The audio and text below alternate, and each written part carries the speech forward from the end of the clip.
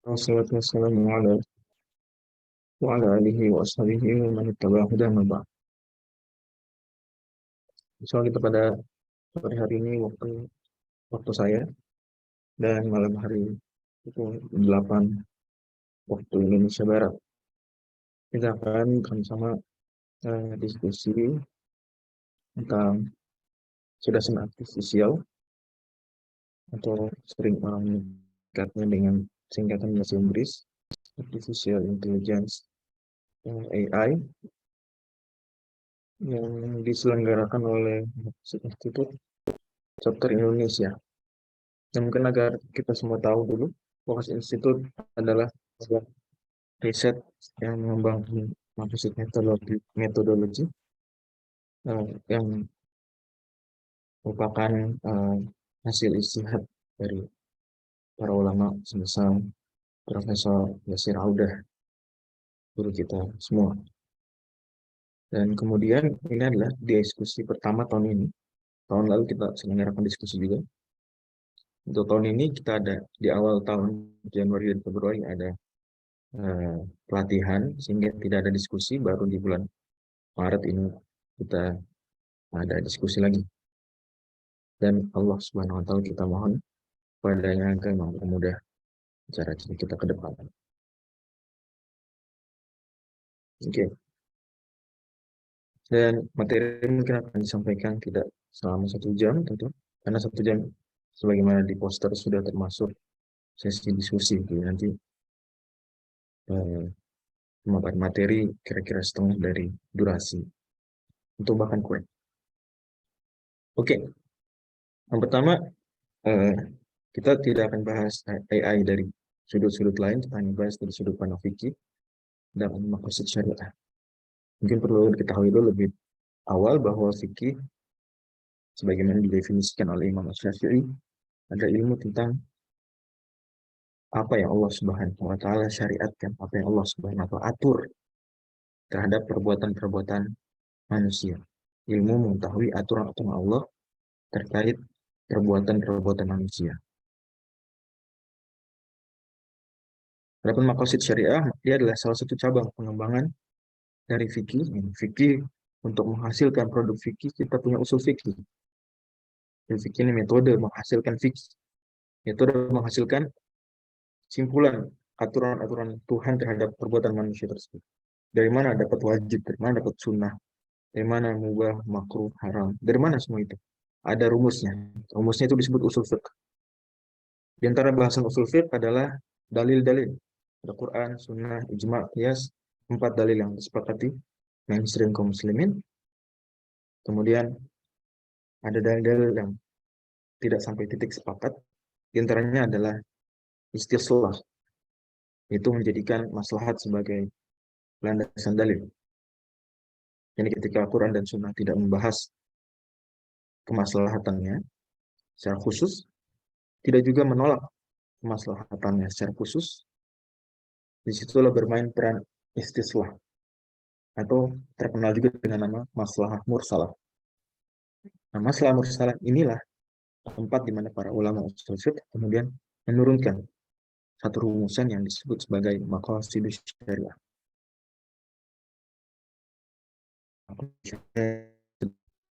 Goals, aims daripada fikih. Dan fikih tadi isinya kumpulan aturan.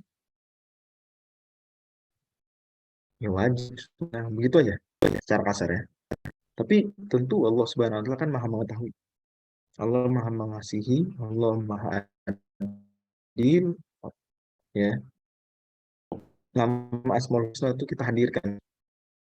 Sehingga ketika Allah buat aturan, ini haram, ini boleh, ini mubah.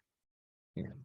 Maka pasti di balik itu semua ada hikmah yang sangat besar. Nama Allah Al-Hakim. Dari hikmah-hikmah tersebut, sebagiannya coba dicerna para ulama. Tentu kalau utuh nggak bisa, karena ya aturan-aturan Allah Subhanahu wa taala hikmahnya sulit kita jangkau semuanya. Allah Subhanahu wa taala Maha mutlak segala-galanya, sehingga untuk kita mengetahui semua rahasia Allah nggak sampai. Wa ma utitu min ilmi illa qalila di surah Al-Isra. ilmu kita nggak seberapa.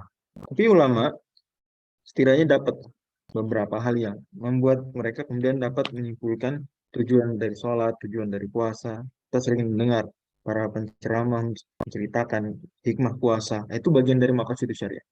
Tapi maqasid syariah kemudian dijadikan ilmu, punya kaidah-kaidah baku, yang dengannya ada aturan baru, ada masalah baru misalnya, maka kita bisa cerna.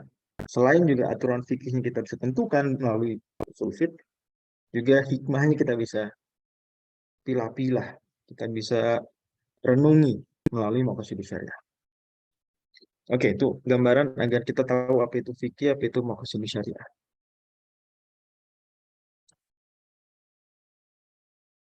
Oke, eh, kira-kira kan tanggal berapa? Tanggal 21. Berarti kurang lebih sepekan lalu, 4 sepekan lalu, dirilis GPT-4. Ya, ini ChatGPT yang ramai sejak Desember lah. Di Indonesia ramai. Desember, Januari, puncak mungkin Januari. Ramai orang menggunakan ChatGPT coba-coba. Kadang dibawa dengan nuansa bercanda begitu ya. Itu ternyata di belakang itu semua masih banyak pengembangan-pengembangan. ChatGPT yang dirilis 30 November tahun lalu, sekitar ya let's say 4 bulan lalu lah. Ternyata itu belum ada apa-apanya dibandingkan pengembangan yang sedang mereka siapkan rilis di bulan Maret. Tepat sepekan lalu, keluarlah GPT-4. Nah, kalau ChatGPT kita selama ini, sebenarnya aslinya ChatGPT 345 ya, 3,5. Cuma terkenal dengan nama ChatGPT 3 aja, punya versi pengembangannya lagi, pas dirilis 3.5, dan orang sering bilang ChatGPT aja titik. Dari situ kita tahu sebetulnya di belakang itu ada proyek-proyek panjang. Untuk yang versi 1, versi 2 kita nggak tahu. Atau setidaknya nggak dibuka ke publik secara luas. Nah, GPT-4 ini lebih dahsyat. Ya. Kalau ChatGPT saja kita kadang-kadang kagum-kagum dia kok bisa menerjemahkan, dia bisa menjawab pertanyaan yang kita anggap sulit, atau dia seperti serba tahu. Dan itu semua nggak membuat kita kaget, karena dia makanannya adalah dalam tanda kutip hasil pencarian di Google itu. Kalau kita cari kata tertentu di Google keluar banyak hasil, kita untuk baca satu laman yang nampak saja, mungkin ada 12 link misalnya, 12 tautan, itu kita butuh waktu tidak sedikit, ya itulah makanannya AI. Nah, hasil pencarian tersebut semuanya sebelum kita cari mereka udah baca duluan, mereka udah uji duluan, udah mereka cerna duluan. Ternyata ada yang lebih dahsyat lagi, GPT-4 pembalasnya tidak hanya dengan teks misalnya, tapi dengan gambar, dengan video bahkan.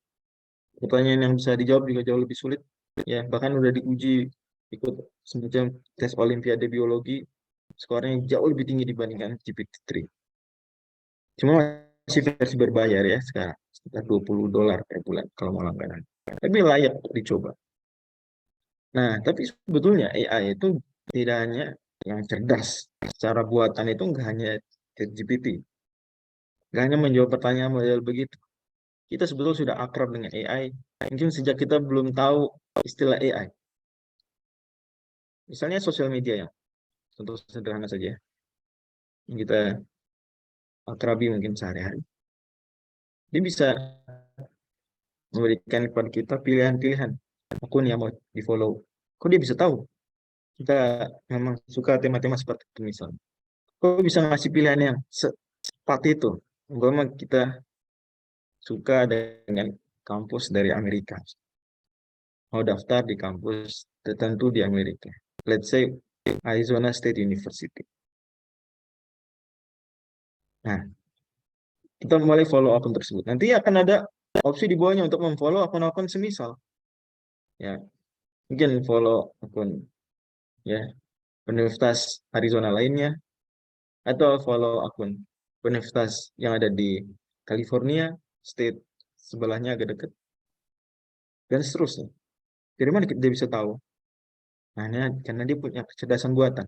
Dia dilatih untuk tahu kalau ada orang memilih tema ini, berarti dia akan suka dengan tema X, tema yang ini juga. Dan seperti dan di belakangnya ada bot-bot yang dia sudah dilatih dan sudah melalui proses eliminasi. Kalau jawabannya salah-salah, nilai jelek, maka disingkirkan. Yang terus bertahan adalah buat-buat yang pintar, yang nilainya tinggi, yang selalu bisa memberikan jawaban yang benar.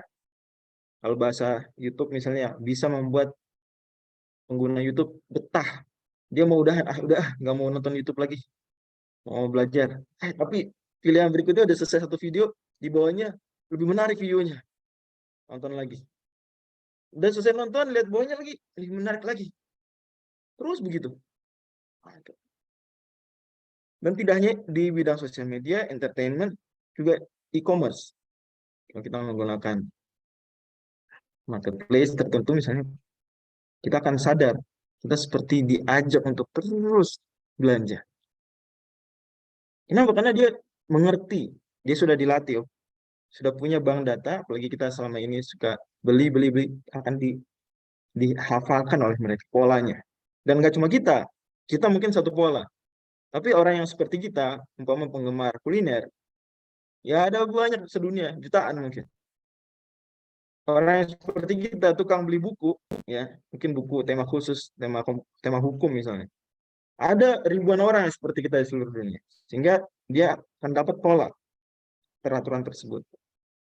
Dan buat-buat tersebut, aslinya, bahwa kita sedangkan AI ini, aslinya dia, pinternya adalah dengan data yang kita berikan. Semakin banyak data yang kita berikan, dalam tanda kutip, seperti ada anak kecil, semakin banyak ayat yang kita suruh dia hafalkan, dia semakin banyak hafalannya, semakin pinter. Semakin banyak soal kita kasih ke dia ngerjain, dia berlatih, semakin pinter dia, matematikanya, fisikanya, kimianya. Kurang lebih seperti itu. Dan kita tambah sadar, sebetulnya semakin hari, itu semakin membuat AI pinter.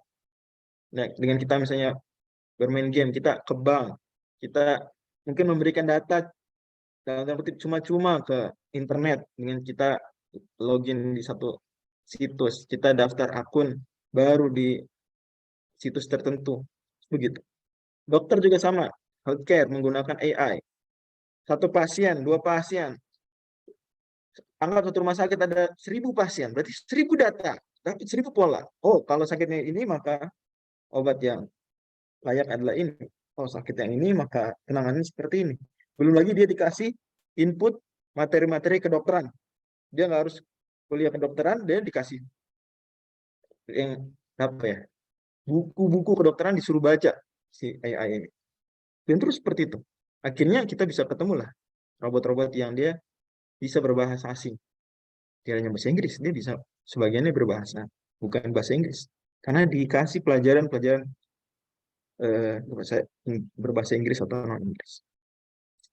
Dan isu tentang AI ini turut mendapat tanggapan dari banyak pihak, termasuk kalangan ulama-ulama Islam dan tokoh-tokoh agama lain.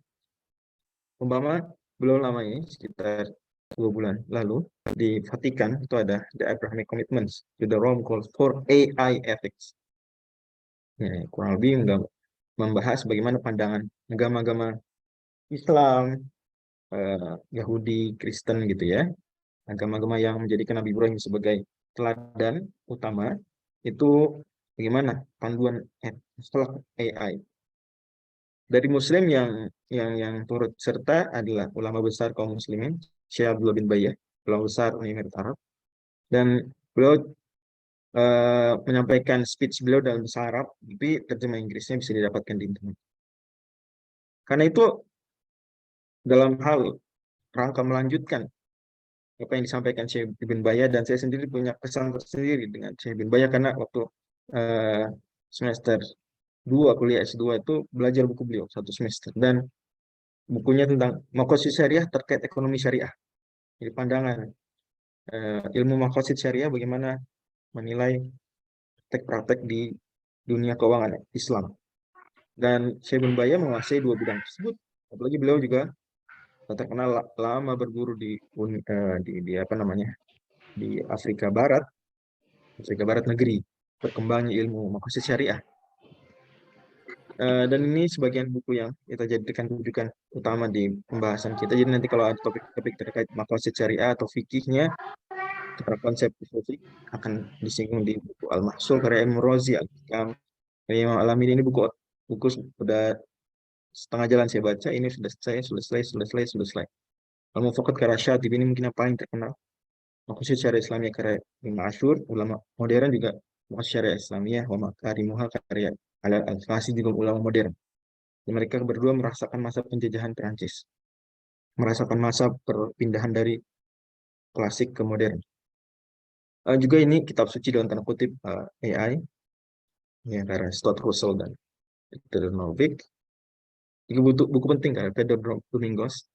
Jadi kita akan tahu soal ilmu-ilmu yang dipelajari para bot tuh gimana. Ternyata hanya menggunakan cara berpikir manusia. Juga ada buku bagus dari Profesor Robert Geraci dari Manhattan, New York. Beliau pakar agama juga, ya, agama sekaligus ngerti AI dalam, dan beliau punya gagasan dan prediksi lah terkait masa depan AI. Juga di sana ada Hubert Dreyfus, buku yang heboh di zamannya, ya, What Computer Can't Do. Ya. Oke, itu saja. Ini foto siapa ini? Mungkin semua orang tahu di sini. Siapa beliau? Ada yang tahu? Mungkin saya boleh lah interaksi sedikit. Ada yang tahu kira-kira tebak siapa beliau? Oke, Alan Turing ya, Alan Turing. Nama besar dalam dunia IT.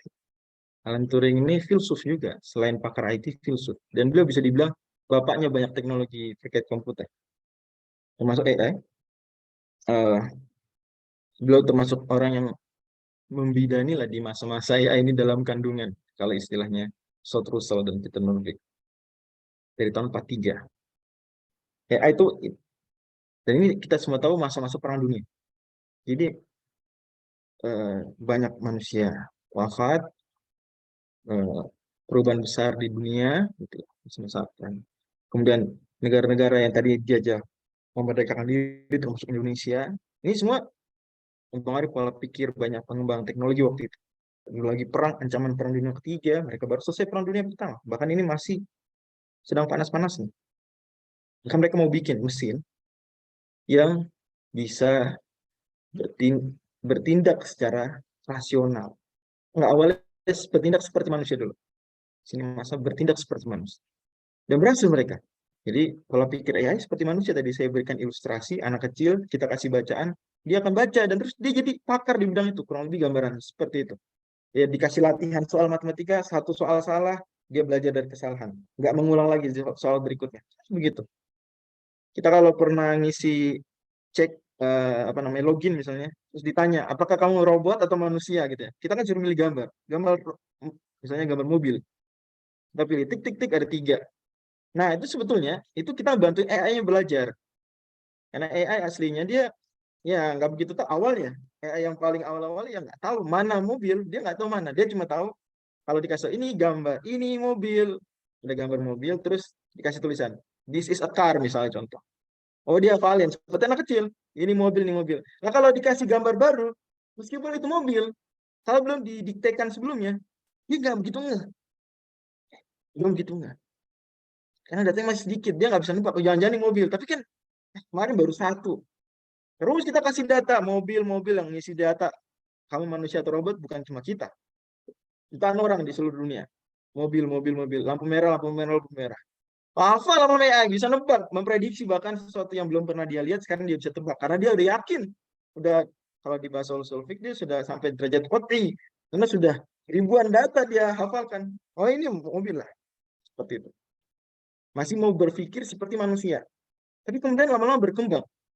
Ya, di masa-masa introduksi AI, enggak. Manusia sering tidak rasional dalam berpikir. Maka kita ganti. Bukan berpikir seperti manusia, tapi berpikir rasional.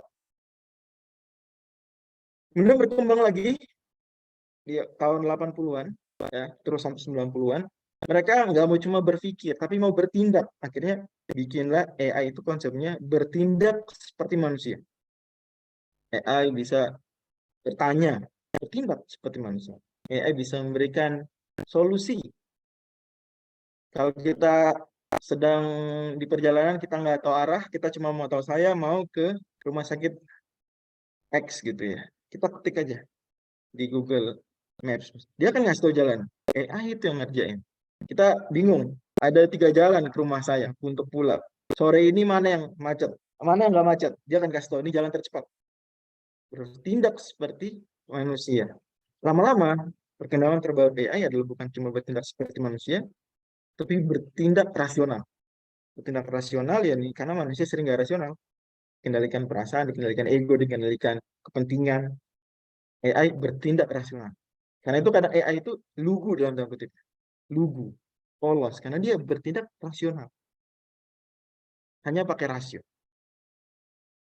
Nah, Pedro Domingos, ini ada videonya bagus. Beliau membedah buku ini kurang lebih di YouTube, pernah bicara beliau di Google. Sangat bagus. Bukunya juga bisa dibeli dan dibaca di Google Play Books ya. Beliau bilang bahwasanya machine learning yang tadi kita singgung, bisa belajar itu. Sebetulnya sama saja seperti manusia belajar mata kuliah berikut. Ya, beliau bilang machine learning ada 5 suku. Ada ilmunya, ilmu logika, ilmu filsafat, ada ilmu syaraf, ilmu biologi, jadi dipadu nih, ilmu statistika, ilmu psikologi. Nah, jadi ketika kita bilang AI ini cenderung rasio,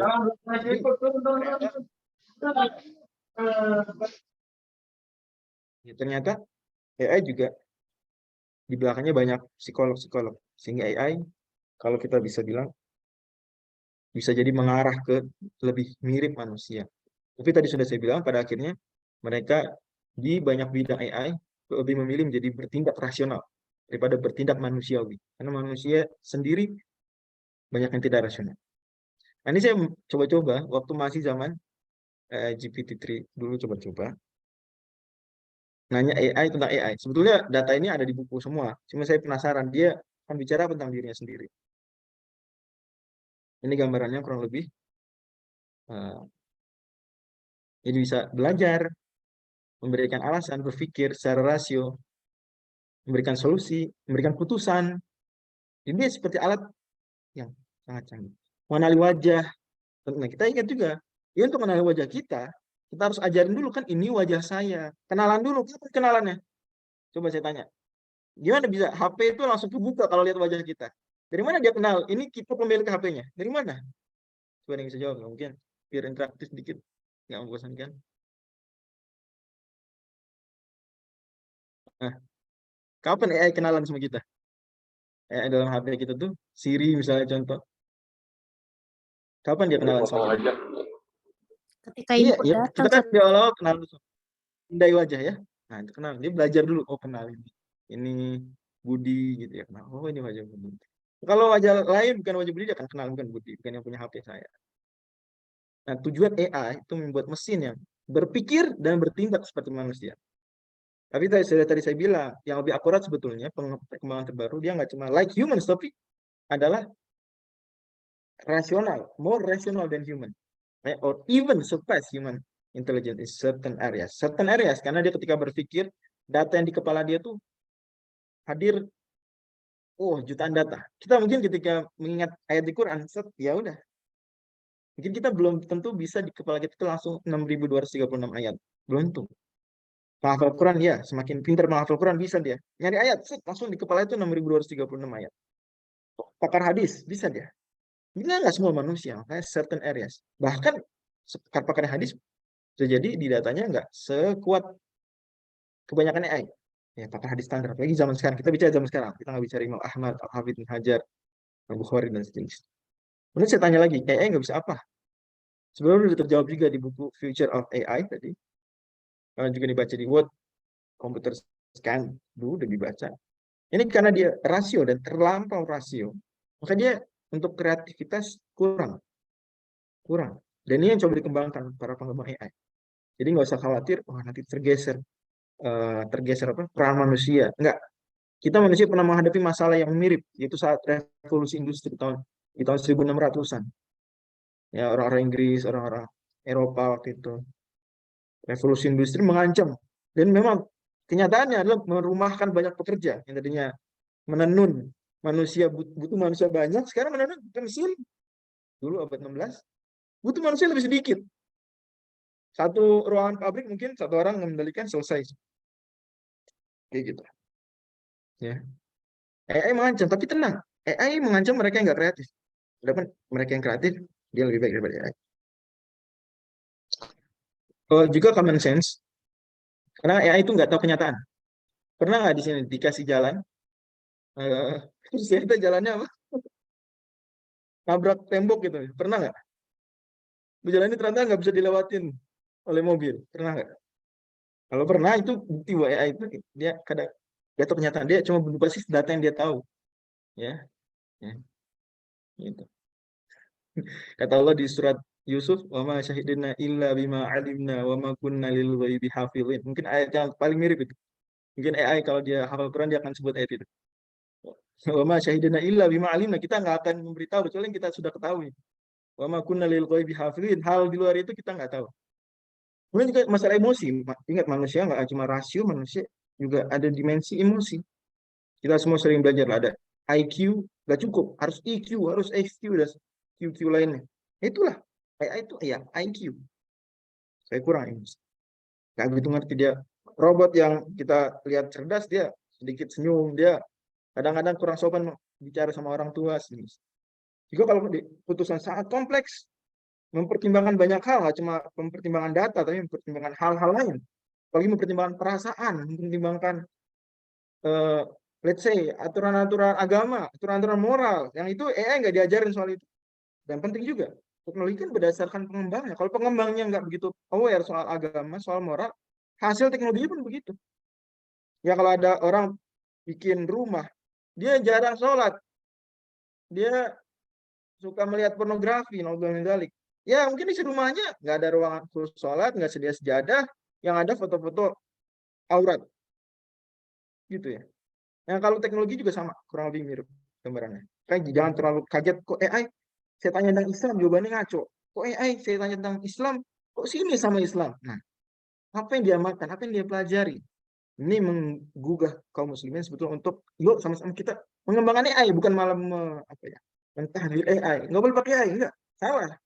AI itu nggak bersalah, AI itu sepolos itu, tergantung pengembangannya. Juga human interaction juga ya tidak sepandai manusia.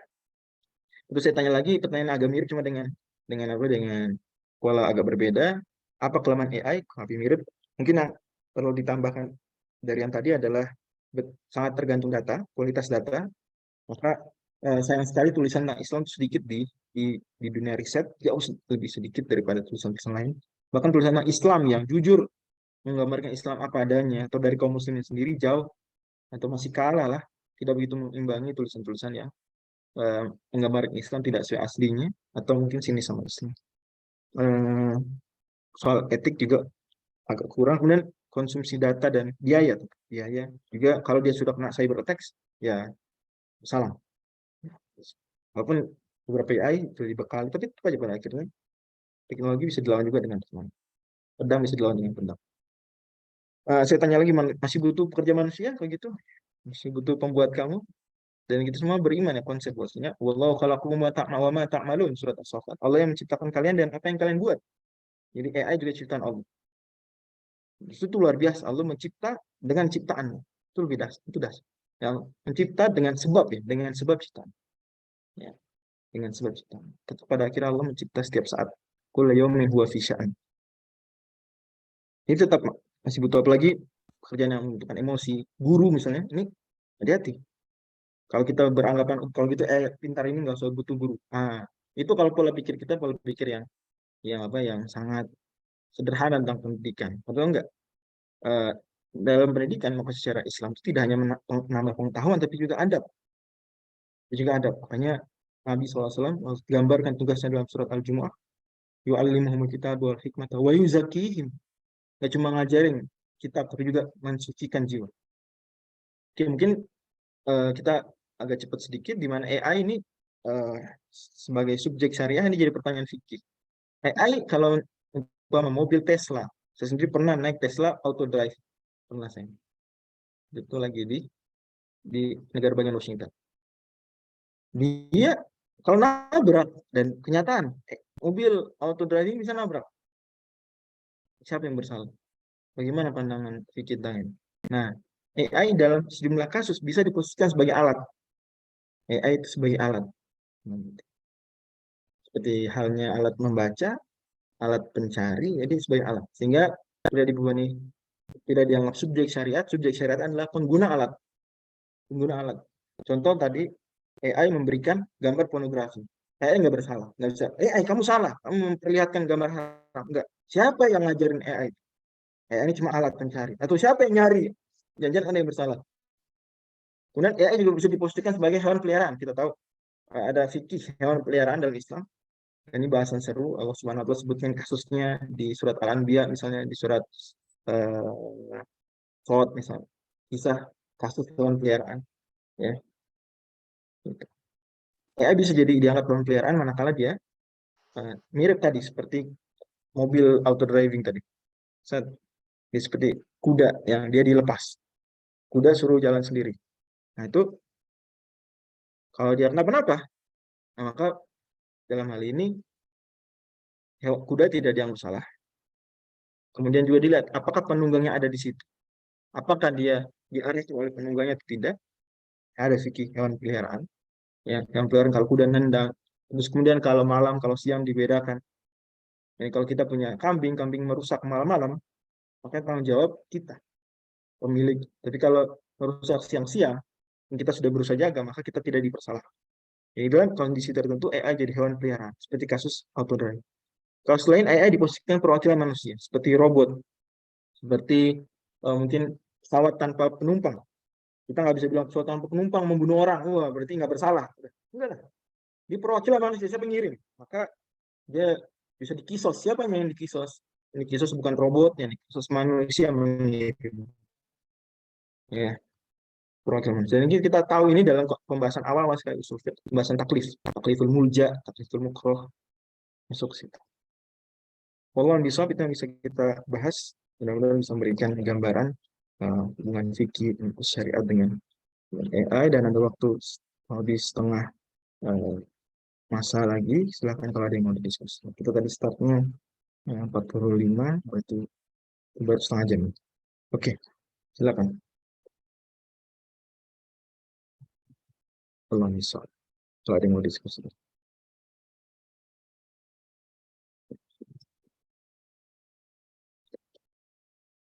Kalau nggak ada kita udahin. Ada yang mau diskusikan?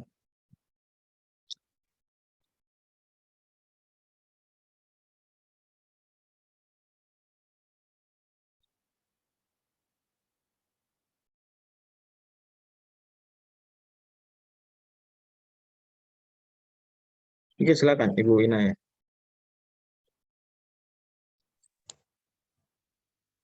Bismillahirrahmanirrahim. Assalamualaikum warahmatullahi wabarakatuh. Afwan Waalaikumsalam. Ustadz, saya nggak nyalain video ya Ustadz ya. Ya, nggak masalah. Pertanyaan saya, kan saya juga bukan di bidangnya Ustadz, jadi pertanyaan saya masih sederhana. Kalau misalnya Al-Quran sendiri nyebutin hal yang terkait dengan IA nggak Ustadz? Atau ada hadis yang bisa dikaitkan Ya, dengan itu aja sih Ustadz, ini soalnya boleh itu ikut. hal Ya, yang oke, terima kasih. setidaknya Terima bisa kasih, Bu mengkaitkan Ina ya. kita sebagai seorang muslim gitu sih Ustadz. Ya, Ya, syukran Ustadz. oke. Tentu kalau ditanya ayat dan hadis terkait AI tadi sebetulnya sudah saya singgung sebagian ya. Oke. Dan AI dimensinya banyak. AI dimensi pencarian data, maka kita ayat-ayat terkait data. Nafsahullahu wa nasuh. Allah mencatat data, mereka melupakan. Manusia cenderung lupa data. Allah menyimpan semua data. Ya, kemudian apa namanya? Inna kunna nastasiku ma kuntum ta'malun. Kami merekam, kami mengcopy apa yang dan mencatat apa yang kalian kerjakan. Nanti kita diperlihatkan amal-amal kita. Kalau bicara AI terkait dengan pencatatan data, rekaman data, bicara AI tentang berpikir, ada ayat tentang berpikir. AI sebagai alat, tadi sudah kita singgung, AI sebagai alat. AI sebagai makhluk ciptaan Allah. Ya. Dan kita dengan ada AI ini kita semakin beriman pada Tuhan justru, bukan sebaliknya. Ini sebalik. Jadi karena pengembang AI itu sendiri sering tidak memahami bagaimana AI itu bekerja. Banyak pengembang AI nggak ngerti detailnya ya, nggak ngerti. Sementara Allah Subhanahu Wa Taala nggak begitu. Allah Subhanahu Wa Taala tahu detail manusia. Manusia menganggap diri sebagai pencipta AI, boleh mungkin begitu, tapi nggak tahu detailnya AI. Ya udah awal-awal bikin terus setelah itu nggak tahu kok bisa ya ada terus-terusan. Nggak tahu bahkan kadang-kadang future of AI sendiri. Nggak tahu dia setelah ini akan bagaimana ya, kan dia terus belajar, terus belajar, terus belajar. Kadang-kadang membuat AI sendiri kaget sama AI-nya sendiri. Kok bisa gini sekarang ya? Udah dahsyat ini, nggak menyangka sebelum. Kalau Allah nggak begitu. Allah ala ya'lamu man khalaqa wal latiful khabir. Surat Al-Mulk terkenal. Tidak tidakkah yang mencipta itu mengetahui? Allah yang maha lembut, maha teliti. Itu bisa. Juga eh, surat An-Nahl ya. Wallahu eh wal khaira wal bil wal hamira wal hamira litarkabuha wa zina wa yakhluqu ma la ta'lamun. Allah mencipta apa yang kalian nggak tahu.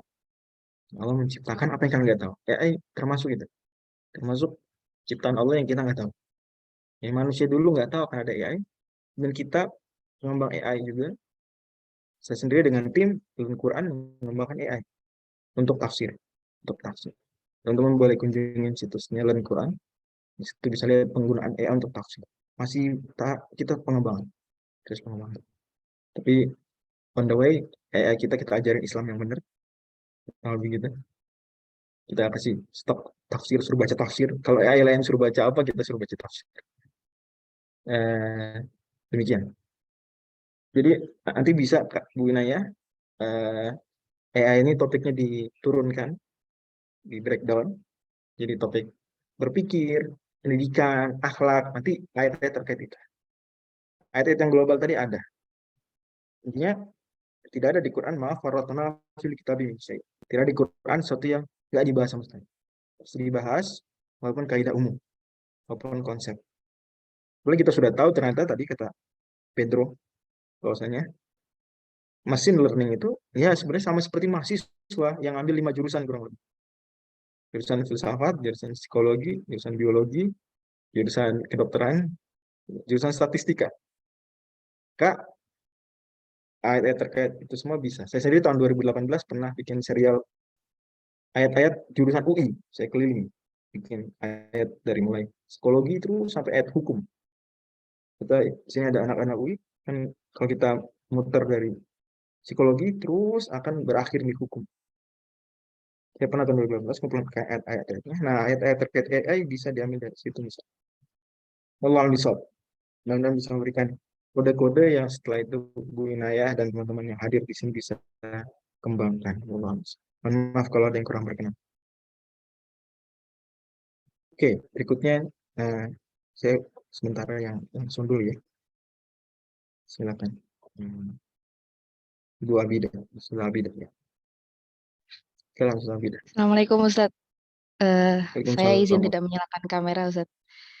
Jadi mungkin simpel aja Ustadz pertanyaan saya dan mungkin tadi belum banyak disinggung terkait gimana Ustadz rambu-rambu kita sebagai seorang Muslim dalam menyikapi AI itu agar tidak apa istilahnya kebablasan gitu secara makosidi Oke, gitu Ustadz. Mungkin itu aja. oke.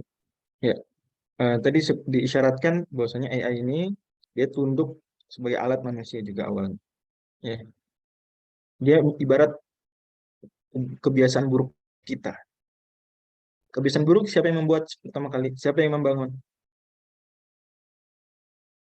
Siapa yang membangun kebiasaan buruk? Umpama tidur habis subuh, umpama makan Indomie sebelum tidur malam. Siapa yang bangun itu kebiasaan awal-awalnya? Kita kan lahir nggak begitu, ya Pak? Atau merokok misalnya, atau minum minuman keras. Kita yang mulai pertama kali. Sehari, 2 hari. Ya, sedikit atomic habits istilahnya kan buku terkenal. Lama-lama kita kaget dengan diri kita sendiri. Kok diri saya nggak terkendali begini? Saya mau tidur tapi harus makan Indomie dulu. Saya mau belajar, mau ngafal Quran, tapi habis subuh maunya tidur.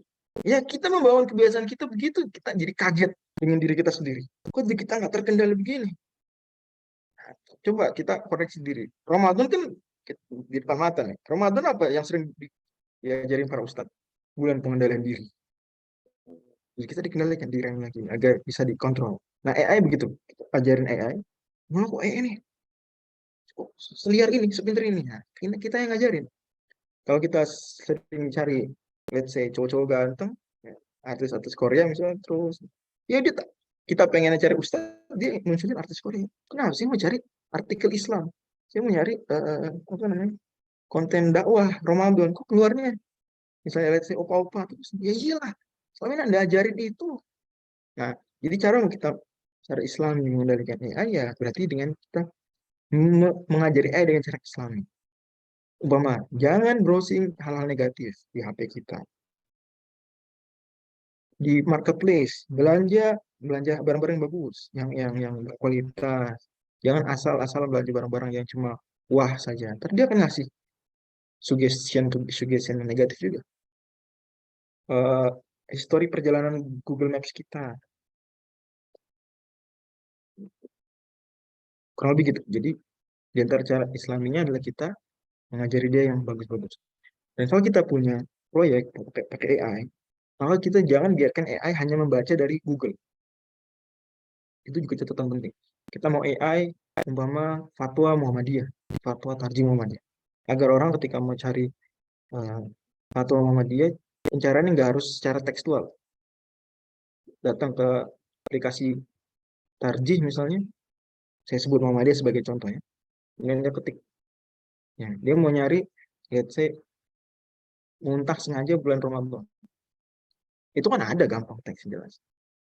Dicari lain misalnya, keluar darah mimisan bulan Ramadan. Mungkin belum ada fatwa tekstualnya. Nah, atau ada, tapi dengan kata-kata lain. Kalau nggak pinter, ya maka dia bilang nggak ada datanya. Hasil pencarian tidak ketemu. Padahal ada, cuma dengan kata-kata yang nggak persis sama. Nah, tugas AI itu memahami, oh, kata-kata ini itu bermakna ini juga sama. Umpama, kita nyarinya saum. Fatwa tadi bukan saum, tapi siam. Dia nggak tahu saum dan siam sama. Tahu dari mana? Tahu dari hasil pencarian Google. Dikasih data sebelumnya bahwa saum itu siam, siam, saum puasa. Gitu. Nah, kita akan kaget kalau kita kasih data ke si AI ini. Misalnya fikihnya bukan Syekh Muhammadiyah, fikihnya fikih apa ya? Ya aliran tertentu lah. Kan kita kaget ketika bertanya ini, hasilnya gini, sama. Mesin pencarian kita mau desain Islami, kalau kita ajari dia makan Google sepuas-puasnya, ya udah dia Google isinya apa? Kadang-kadang nggak sesuai Islam. Gambar-gambar kadang-kadang bagaimana cara pakai jilbab yang benar. Di Tarji ada buku Tarji, ada foto pakai jilbab yang betul sesuai aturan Tarji. Jilbabnya menutupi dada. Kalau dia disuruh makannya nggak buku Tarji, makannya yang Google. Ya, dia akan lihat, oh, ada jilbab model begini, dia akan kasih suggestion yang itu. Kurang lebih gambaran begitu. Silakan mungkin Pak Hardi. Ya. Ini Halo, Ustaz. kelebihannya Zoom, yang angkat tangan ketahuan urutan. Jazakallahu khair. Barakallahu fikum. Semoga Allah merahmati antum, Ustaz. Izin tanya, Ustaz. Ini mungkin cerita sedikit dulu yang Anda tahu dari praktik di industri gitu, Ustaz ya. Jadi mungkin secara umum kan perusahaan itu mengembangkan sistem itu tujuan istilahnya, tujuan utama dari sistemnya tersebut adalah untuk mengoptimasi suatu hal gitu ya, berkaitan keuntungan perusahaan. Misalkan kalau commerce gitu berarti uang yang dapat gitu, atau misalkan kalau YouTube mungkin lamanya pengguna itu nonton gitu ya. Nah, AI yang karena polos tentunya yang dilakukan hal tersebut ya tanpa melihat banyak konteks gitu misalkan. Nah, mungkin masalahnya adalah outputnya kan tidak terprediksi gitu Ustaz, di semua kondisi gitu. Jadi kalau misalkan kondisi ini bisa jadi outputnya salah gitu. Misalkan di e-commerce bisa jadi sistem rekomendasinya output commerce gitu misalkan. Atau misalkan ChatGPT kalau lepas gitu bisa jadi output kata-kata kasar gitu ya. Nah, kan mungkin bagi pengembang itu sangat sulit juga Ustaz untuk mengaudit semua outputnya gitu. Kira-kira bagaimana Ustaz hukum bagi pengembangnya dalam kasus seperti ini Ustaz? Misalkan untuk mengauditnya gitu Ustaz. Ya. Jazakallahu khair. Ini mirip seperti mendidik anak, Pak Ardi. Agak mirip ya. Kita mendidik anak, apakah kita akan diminta tanggung jawab semua yang dilakukan anak kalau udah gede? Gimana Pak Ardi? Assalamualaikum. Kalau yang udah gede, akan semua ya perbuatan dia kita pertanggungjawabkan Assalamualaikum. tanpa terkecuali. Gimana? Kan enggak? Tidak Ustaz, tidak Ustaz. Tergantung kita dulu ngajarin apa. Ya enggak? Sebentar, saya mau kondisikan ada yang bocor. Udah enggak?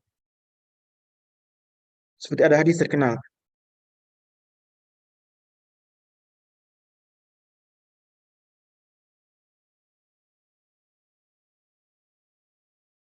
Afwan Ustaz, terputus sepertinya ya.